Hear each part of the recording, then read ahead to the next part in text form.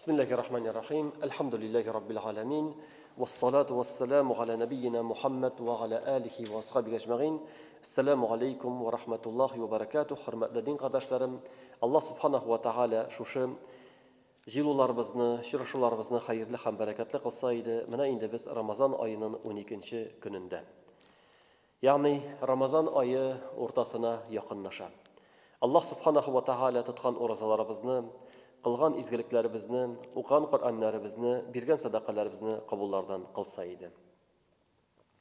Albatta, mana bugün indi bizning namoz vaqtlaridagi o'zgardi, Qozon yerligində bir-iki so'z aytib ketasim kela. Mana biz Astraxan vaqtına ko'chdik, bitini onun to'g'rida men anglatdim. Qo'y bir sotsial shelterlarda, ya'ni bu durust tugul deb yozuvchilar bor. Onlar javob etib men audio tasma yazdırdım. Hamanı sılkıda tavuk bulam. Qararsız, tınlarsız, yani anlattım.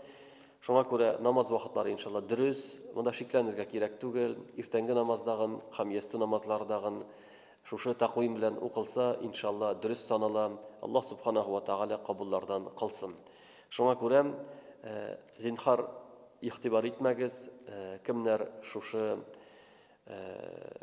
dürüst tugul deyip, yaki nindidir şik, şubha kirtuvchilarga ihtibar etmasga qo'shar edim. Anları şu Ramazan'a qog'ilishli tag'i bir masalaga to'xtalasım kelam. Tag'i namoz vaqtına qog'ilishli bir-iki so'zgina aytib ketam. Mana ko'p kishi xatolana, mana telefonlar bilan qo'llangan kishilar namoz vaqtlari telefonlarda bor. Hamanda kündəlik шығып barğan proqrammalar var mesela. Kündəlik шығып. Qoy bir kishi şul kündəlikni qori yestu vaqtında qoridag'in, yestu ham ertangi namozni qori. Ham şul vaqtda saharni oshi. Ol ertangi namoz ol endi bu kunga edi, o'tgan kunniki ol. Kelasi kunnikin bir kunga ko'chib qoriga kerak. Qoy bir kishilar shunlar ig'tibor etmaylar.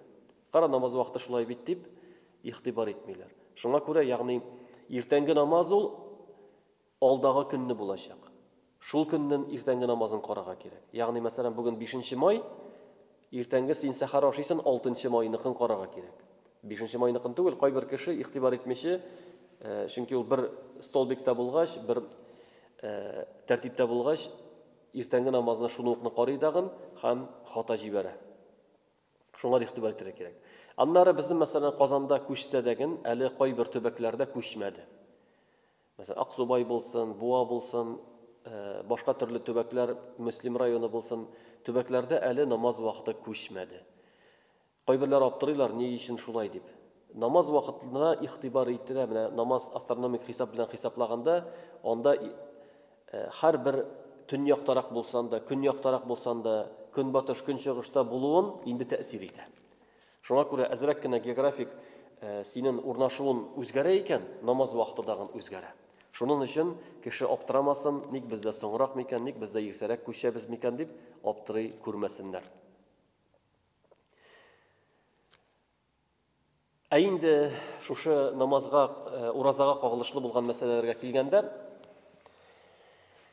bugün bir necha so'z aytib ketasim kela fidya bo'yicha. Fidyani biz bilamiz. Agar degin kishi avru bo'lsa, yoki bek qort bo'lsa, shul avru sababli yoki qortligi sababli uroza tuta olmasa, hamoning avruvi endi xronik bo'lsa, ya'ni endi u o'lgancha salomatlanmayacak. Ol avru ondan ketmay, ham ol avru onlar uroza tutira qilmovshavli ekan, yoki halin bitira, yoki boshqa turli ziyon sola ekan, tanina ziyon sola ekan, ol kishi uraza tutmasa yori degan hukm var.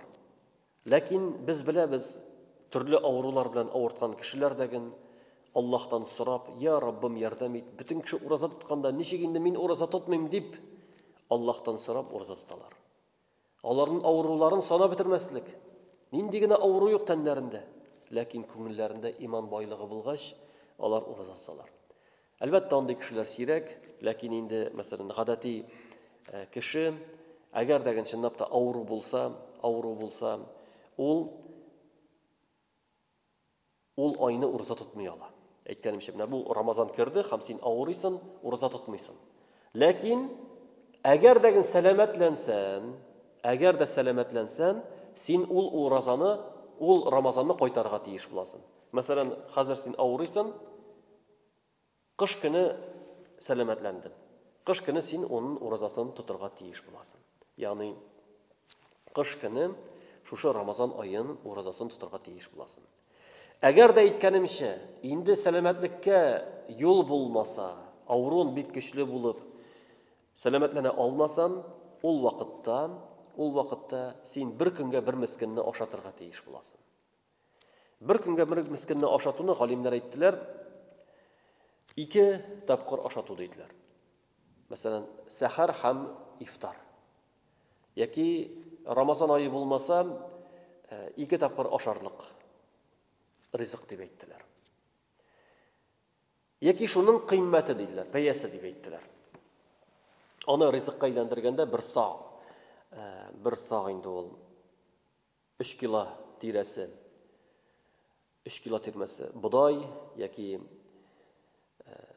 хөрмә яки йөзем, шундый әйберләрдән, будайдан яртысы була инде шуның. Калганнардан ул 3 кило була.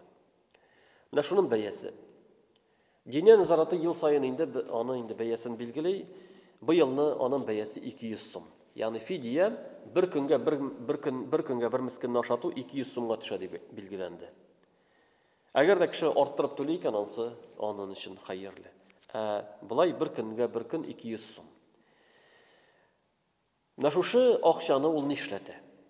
Менә мәсәлән, 1 ай ул ураза тота алмый, 1 ай 6000 сум акча, әгәр дә акчага әйләндерсәк. Ризык белән булса, шуңа күрә әйтәбез. Ул ризык белән бирә ала, яки акчалата бирә ала. Менә шушы 6000 сум акчаны, яки ризыкны ул бирергә тиеш, кемне ул тәэмин итәргә тиеш түгел шуларга. Менә мәсәлән, әти кеше балаларын карарга тиешле. Ул балалардан бирә алмый. Яки бала кеше әти-әнисе мохтаҗ булса, әти-әнисен карарга тиеш. Ул әти-әнисенә бирә алмый. Әмма ләкин ераграк туганы икән, мохтаҗ мәсәләнме? Менә шул кешеләргә ул бирә ала. Шул кешеләргә бирә ала, ягъни аны 30 кешегә таратсам була, мәсәлән 200 сумлап 30 кешегә, яки барсын бергә бер мохтаҗга бирсәң, синең өстеннән төшә. Шулай итеп тәген биреп була. Без инде мисал өчен үзебезнең мәчеттә күп еллар инде шуны кешеләр мәсәлән каффара, фидия китерәләр икән, аны без инде шул 200 сумга ризык алып, 30 кеше хисабына инде әлбәттә ул гына җитмәй инде, анда өстәп акчалар өстәп инде ризыклар алып таратабыз. Таратабыз һәм кеше санына таратабыз инде. Шуңа күрә андый мәчетләр бар, кемнәр шул фидия акчасын алып ризыкка әйләндереп тараталар. Я инде кеше әйткәнемчә акчалата берәр мохтаҗга бирә икән, аның өстеннән төшә. Менә монда аерырга кирәк. Фидия акчасы белән каффара акчасы. Мәсәлән, бар безнең каффаратул ямин, ант итү. Мәсәлән, кеше ант итә икән. Мәсәлән, валлаһи мин бу кеше белән сөйләшмим дип. Яки бу кешенең өенә аяк басмыйм дип ант итте ди. Аннары өенә керде, яки ул кеше белән сөйләшкән икән, моның анты бозылды. Ант бозылгач нишләргә кирәк? Аллаһ Таала Коръәндә әйтте, аның каффарасы иде, бу антны үтәмәүнең каффарасы ул 10 мискинне ашату, 10 мискинне киендерү, яки кул азат итү. Куллар хәзерге вакытта юк, шуңа күрә икесе кала. 10 мискинне ашату, яки 10 мискинне киендерү. Әгәр дә кеше мохтаҗ булса, ярлы булса, 10 мискинне ашатырлык, яки 10 мискинне киендерлек акчасы булмаса, ул кеше 3 көн ураза тота. 3 көн рәттән ураза тота, шушы каффара булып санала. 3 көн рәттән. Менә бу чиракта 10 кешене ашату булгач, менә бу чиракта 10 кешелек ризыкны бер кешегә бирергә ярамый. Менә монда каффаратул яминдә 10 кешегә бирергә кирәк. Менә Bir günlük rızıkны ашатуны, мәсәлән, biz әйттек 200 сум мисал өченме, аны 10 кешегә бирергә кирәк. Яки bir кешегә 10 көн бирергә кирәк була. Bir кешегә менә бүген керттен аңа ризык, ашаттан аны 2 тапкыр мәсәләнме, иртәгә шулай итеп bir кешене 10 көн ашатасың. Яки кием белән бирәсең булса, 10 кешене киендерәсең. 10 кешене киендерәсең. Ягъни гадәттә галимнәр әйтәләр, намаз укырга яраклык кием дип әйтәләр инде. Ягъни аның өскел эше каплана, аскыл эше каплана, һәм башына мәсәлән түбәтәй була мисал өчен. Шундый кием киендерү. Намаз укырга яраклык кием. Ягъни бу икесе ихтияр. Ашата яки киендерә. Ашата яки киендерә. Әгәр дәген ярлы булса әйткәнебезчә, ашата алмаса, киендерә алмаса, ул вакытта 3 көн ураза тота. Менә монда аерма. Антның каффарасында 10 кеше мәҗбүри. Фидияда ул шул малны теге фитр садакасы шикелле bir кешегә бирә ала. Фитр садакасында дәген, мәсәлән, 5-6 кешенең фитр садакасы җыела икән, аны bir кешегә биреп була. Яки шул ук bir фитрны берничә кешегә бүлеп биреп була. Ягъни фитр садакасы дәген шундыйрак. Фидия дагын, менә нәкъ шулай, берничә кешелек фидияны bir кешегә биреп була, яки bir кешелек фидияны берничә кешегә дәген бүлеп биреп була, шәригать моны рөхсәт итә. Менә шушы фидияга кагылышлы мәсьәләләр. Һәм инде әйткәнемчә, әгәр дәген кеше аны түли алмаса, акчасы булмаса, түли алмаса, ул аны кичектереп тора. Мәсәлән, акчам булгач дип, акчам булгач түли, әзрәк булса дагын, мәсәлән, ел дәвамында түли. Аны да түли алмаса инде истигъфар кыл, Аллаһ Таала кичерүче. Аллаһ Таала кичерүче. Әгәр дә малы булмаса, әгәр дә малы була икән, һәм түләмәгән икән мисал өчен, аны тоткан уразалар түләнмәгән икән, ул васыятына язып калдыра. Менә минем мәсәлән 10 еллык ураза тута алмадым авыруым сәбәпле, һәм аны фидиясе түләмәгән. Һәм аның акчасы бар мисал өчен. Акчасы бар, үзе үлеп киткәннән соң варисчылары шушы фидияны чыгаралар аның мирасыннан. Әгәр дә васыят итеп калдырган булса, әгәр дә васыят язып калдырган булса, минем шул хәтлек түләнмәгән акчаларым бар дип, фидиям бар дип мәсәләнме, аны мирас бүлгәнче васыятны үтәп, шул малдан, аның калган малыннан түләп чыгарга тиеш булалар. Менә шушы уразага кагылышлы булган мәсьәләләр. Хәзер инде гадәттәгечә без тәфсиргә керәбез. Һәм менә узган дәресләрдә без Фатиха сүрәсе турында сөйләдек. Һәм әйткән идек, без Фатиха сүрәсе һәм кыска сүрәләр дип әйттек. Менә бүген bir кыска сүрәгә тукталасым килә. Ул Муфассал дип сөйләдек без беренче дәрестә. Муфассал, ягъни Хуҗурат сүрәсеннән алып Нәскә хәтлек. Аны галимнәр бүлделәр 3-кә. Узын Муфассал диделәр. Ул Хуҗураттан алып Гаммага хәтлек. Аннары кыскарак, уртача, ул Гаммадан алып Духага хәтлек. Һәм бик кыска Муфассал, ул инде Духадан алып Нәскә хәтлек. Менә бу бик кыска булган Духадан алып Нәскә хәтлек булган сүрәләргә тукталасыбыз килә. Бүген инде Духа сүрәсенең тәфсиренә тукталасым килә.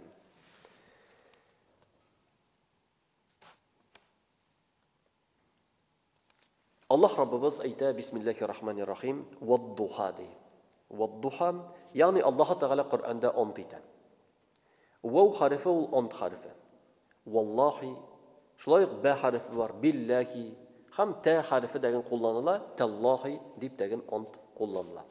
Гадәттә Аллаһ Тәгалә вад-духа, вал-лейл һәм башка мәхлукатлар белән ант итә. Шуны истә тотырга кирәк, әгәр дигән Аллаһ Тәгалә берәр нәрсә белән ант итә икән, ул аның улылыгын күрсәтә. Ул аның бийеклеген күрсәтә. Аллаһ Тәгалә ант итә икән, ягъни вад-духа дип әйтте. Вад-духа. Таң белән. Духа вакыты. Духа вакыты ул кояш чыкканнан соң илә вакытына хәтлек булган вакыт духа дип атала. Ягъни иртәнге вакыт белән Аллаһ Тәгалә ант итә. Төшкә хәтлек булган иртәнге вакыт белән Аллаһ Тәгалә ант итә. Ягъни шушы төшкә кадәр булган иртәнге вакыт белән ант итәм ди Аллаһ Тәгалә. Ягъни Аллаһ Тәгалә шушы вакыт белән ант иткәч, моның хикмәте бар. Ягъни бу бәрәкәтле вакыт, бу хикмәтле вакыт. Һәм безнең духа намазы бар. Менә шул вакытта укыла торган духа намазы. Духа намазы ул инде укыла кояш чыкканнан соң, сүнге биеклегенә күтәрелгәч, ягъни 1 ярты сагать 40 минут үткәннән соң, ярты сагать 40 минут үткәннән соң духа намазы укыла. Духа намазы укыла. Һәм аның вакыты шул менә күтәрелгәннән соң завалга хәтлек. Завалга берничә минут кала, аның вакыты шунда хәтлек инде. Аның укуында бик зур савап. Пәйгамбәрбез саллаллаһу алейхи ва саллям киңәш итә иде духа намазын укырга. Һәм бер хадисендә әйтә, Пәйгамбәрбез саллаллаһу алейхи ва саллям әйтә, иртә белән кеше торса дип әйтә, аның һәрбер буыны өчен садака бирергә кирәк ди. Аның кылган изгелекләре субханаллаһ дип әйтү, әлхәмдүлиллаһ дип әйтү садака, кешегә кылган изгелеге садака диде, кемгәдер ярдәм итү, бер әйберне алып кую садака дип әйтте. Аннары әйтә, шуларны бөтенесен алыштыра диде, духа вакытында укылган 2 рәкәгать намаз диде. Ягъни духа намазы ул шөкер намазы килеп чыга. Ягъни син Аллаһ Тәгалә биргән нигъмәт, Аллаһ Тәгалә биргән нигъмәткә син шөкер итәсең. Менә шушы намаз укып, син шөкер итәсең. Шуңа күрә духа намазы ул шөкер намазы дип әйтсәм була. Шулай ук духа намазы ул алыштыра төнге намазларны. Менә мәсәлән, кайчан төннәр кыска булганда, кеше тәһаҗҗүдкә тора алмаса, яки арып кайткан булып тәһаҗҗүденә төнге намазын укый алмаган булса, кайбер кешеләр таравих намазларын мәсәлән авыру сәбәпле укый алмаганнар икән, духаны укысыннар. Духа вакытында күбрәк намаз укысыннар. Менә ул төннедәген алыштыра дип әйттеләр галимнәр. Шуңа күрә шушы вакытта менә төнне укый алмаган булсан, чөнки Пәйгамбәрбез саллаллаһу алейхи ва саллям авырган вакытта ниндидер сәбәпле үзенең гадәти намазын укымаган вакытта, витрны тәһаҗҗүдне укый алмаган вакытта көндез укый иде 12 рәкәгать намаз. Чөнки ул төнне 11-не укый иде витр белән. Ә көндез инде көндез витр намазы юк. Көндез витр намазы юк. Шуңа күрә Пәйгамбәрбез 12 рәкәгать итеп укый иде. 12 рәкәгать шушы вакытта намаз укый иде. Аннар Аллаһ Тәгалә әйтә: "Вал-лейли иза саҗа" дип әйтә. Һәм кич белән ант итәмен. Һәр кайчан ул кич барча нәрсәләрне караңгылыгы белән капласа. Ягъни Аллаһ субханаһу ва тәгалә ант итә кич белән. Һәм караңгылык таралган вакытта. Караңгылык таралган вакытта.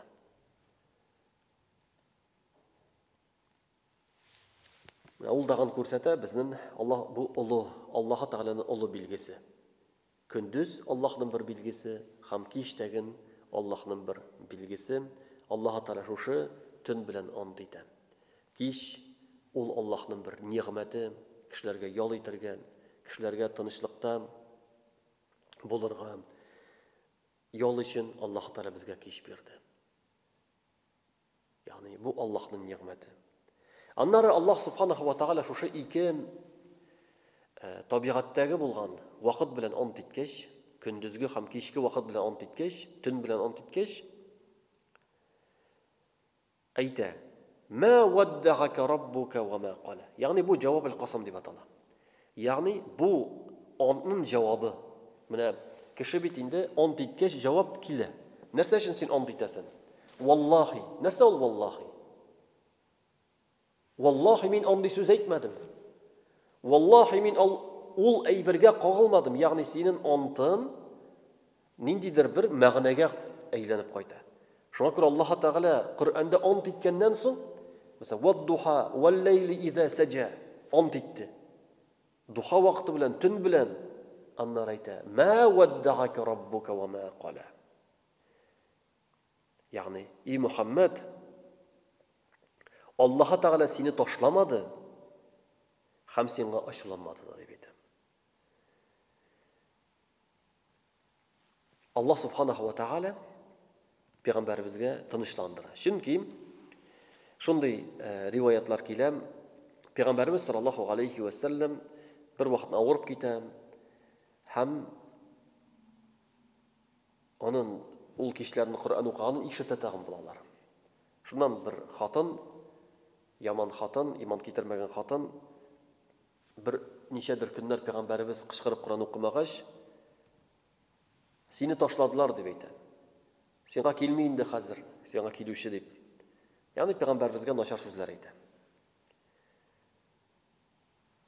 Yani alimler aytar, şuşu sebeple ingen ayat deb degen aytdilar. Qaybirler aytadi, Peygamberimiz sallallahu aleyhi ve sellem vahiy kile başlagaç köpmedir to'xtalib tura. Vahiy yani Allah'tan kelgen vahiy köpmedir to'xtalib tura. Mine şuşu vaqt içinde degen ingen deb degen aytdilar. Yani Allah subhanahu ve taala Peygamberimizni tinchlandıra. Seni Rabbin taşlamadı deb aytdi. Yani Allah'a Teala taşlamadı. Hem seni aşulanmadı dağın, geri kalkmadı dağın.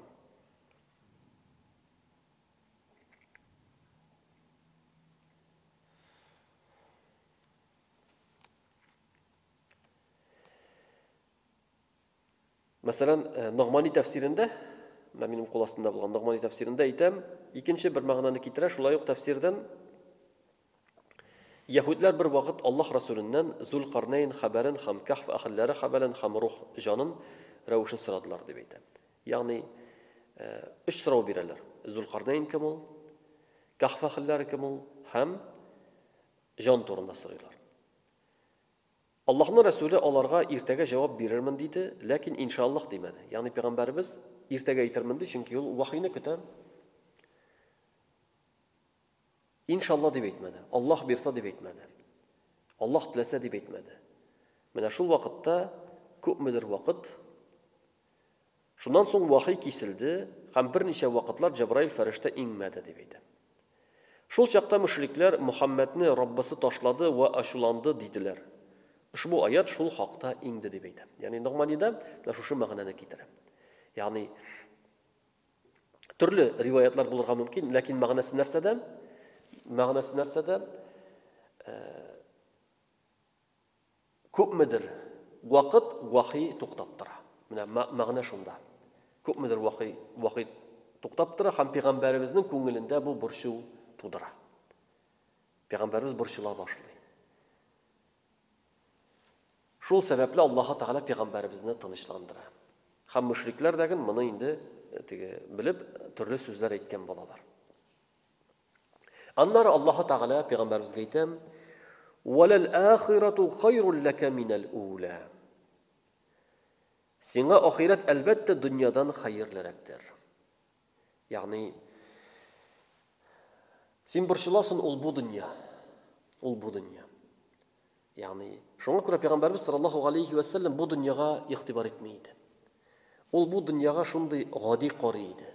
Hatta bir vaqtni onun yanına Ömer radıyallahu anhu kirgeç, Peygamberimiz yatıp turgan bola qamıştan jeyilgan jeyme, qamış jeymesi, ham şul qamış izleri teninde qalgan idi. Peygamberimiz turib oturdu, onun izinde teninde qamış izleri idi. Şundan Ömer radıyallahu anhu jilab jiberdi. Ya Resulullah dedi. Yani türlü imperatorlar, türlü patşalar olar şunday zatlı saraylarda, şunday yaxşı kenefilerde oturalar. Şunday yaxşı urunlarda asin Allah'ın elçisi, Allah'ın en suygan bandasi şunday hadigine digeç Peygamberimiz sallallahu aleyhi ve sellem aytdi. Bu dünya deb aytdi. Menga onun isim ketmeydi deb aytdi. Ham dünyanın misalını keltirdi. Biz bu dünyada deydi, yolçu şekilde deydi. Ol yolçu yolda bara, ham bir ağaç yanında yol itirge otura. Yol itirge otura. Azrak yol itirgenden so'ng geri yolun devam etdi. Mana biz bu dünyada şu yolçu ağaç yanında yol itirge oturgan kişi şekilde deb aytdi. Biz şunday kishilar deydi. Şuna göre bu vaqtlıca dünya deb aytdi. Yani onlar dünyaga ihtibar etmesge qo'shdi. Şunlar Alloh'a Teala aytdi. Синең өчен ахирет ул бу дөньядан хәерлерәк ди. Ягъни Аллаһ Тәгалә ахирәттә әзерләгән нигъмәтләр, алар әлбәттә бу дөньядан хәерлерәк. Чөнки җәннәт турында Аллаһ Тәгалә әйтә: أعددت لعبادي الصالحين ما لا عين رأت ولا أذن سمعت ولا خطر على قلب البشر dedi. Min әзерләдем диде үземнең изге бәндәләремә. Күзләре күрмәгән, колаклары ишетмәгән, хәтта күңелләренә дә килеп карамаган нигъмәтләр ди. Ягъни кеше аны чагыштыра алмый. Хәтта Peygamberimiz ikinci bir hadisinde ayta, cennetteki diп ayta, камчы, менә камчы. Шунын урыны дип әйтә. Менә күпме урын алып тора, ничә сантиметр урын алып тора. Шул урын дип әйтә. Ул бөтен дөньяның байлыгыннан, нигъмәтеннән хәерлерәк ди. Ягъни әлбәттә Аллаһ Тәгалә нигъмәт җәннәтләрен әсерләде үзенең тақва бәндәләренә. Шуңа күрә без омтылсын өчен, без бу дөньяда яхшылык кылсын өчен, тырышлык күрсәтсен өчен Allah Subhanahu wa Ta'ala cennet nimetlerini әзерләде. Барчаларыбызны үзебезнең балаларыбызга, әти-әниләребезгә cennet әһелләренә булырга насыйп әйләсә иде. Аннары Аллаһ Раббыбыз әйтә: "Ва сауфа ю'тика раббука фатарда." Ва тиздер Раббың сиңа бирер дә, һәм син аннан разый булырсың ди. Аллаһ Тәгаләнең бу вәгъдәсе Аллаһ Расулының өммәтенә шәфәгать кылуыдыр диләр. Ягъни Аллаһ Субханаһу ва Тәгалә пәйгамбәребезгә вәгъдә итә. Аллаһ Тәгалә сиңа бирәчәк дип әйтә үзенең нигъмәтләрен, һәм син разый булырсың ди. Аллаһ Тәгалә икенче бер сүрәдә әйтә: "Инна а'тайнакал каусар" дип әйтә. Без сиңа бирдек каусар ди. Нәрсә ул каусар?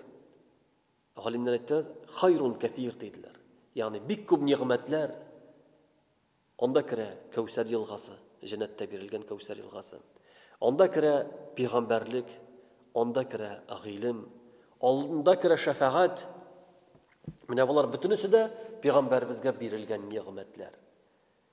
Һәм фатарда син разый булырсың дип әйтә. Пәйгамбәребез өммәте өчен бик борчылды.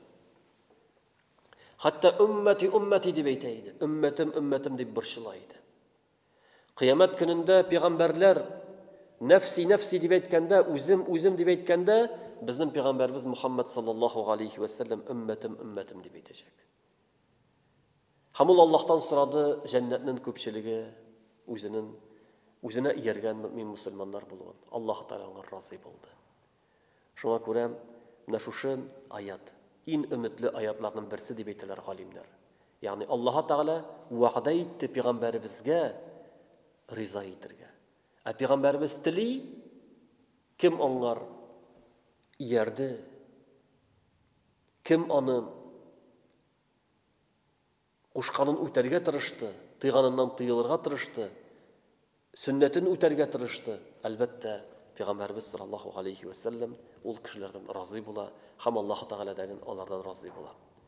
Yani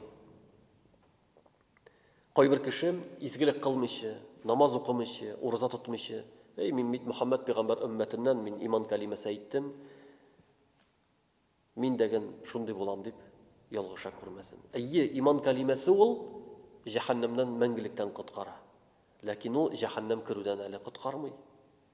Cehennemge kiruden kutkarmay, eğer degen sen Allah'ın farzlarını ötemesen, Allah'ın kuşkanlarını ötemesen, tıyganlarından tıyılmasan. Çünkü Allah Subhanahu wa Ta'ala özünün tertibini koydu. Şuna göre hürmetli din kardeşlerim, barşalarımızga Allah Teala'nın emirlerini ötep, tıyganlarından tıyılıp yaşarga nasip bulsaydı, hem inşallah irtege şu sürenin kalganın devam etirbiz. Allah Subhanahu wa Ta'ala Kur'an'ı onlarga, hamanın bilen amel kılarga, barşalarımızga nasip bulsun. Hem indi bugün bizden elhamdülillah mene Kur'an hatim bulacak. İndi elhamdülillah 4. tapqar mescidimizde Allah Teala kabul etsin. Akşam aldığından inşallah dua kılabız. Dilesəgiz inşallah qatnaşırsınız. Esselamu aleykum ve rahmetullahi ve berekatuhu.